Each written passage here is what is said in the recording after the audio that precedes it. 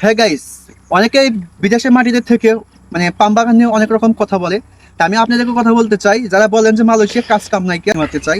কারণ মালয়েশিয়াতে কাজ কামও আছে, কিন্তু এখানে দুটা মানে দুটা সেক্টর আছে। একটা হচ্ছে এজেন্সি সেক্টর, একটা হচ্ছে ডাইরেক্ট কোম্পানি। ঠিক আছে, যারা কোম্পানিতে কাজ করে তাদের কিন্তু 1500 রিঙ্গিত কিন্তু আপনার স্যালারি দিতেই হবে, মানে 1700 রিঙ্গিত। 1700 রিঙ্গিত বর্তমান বাংলাদেশি টাকায় প্রায় 45,000 টাকার মতো।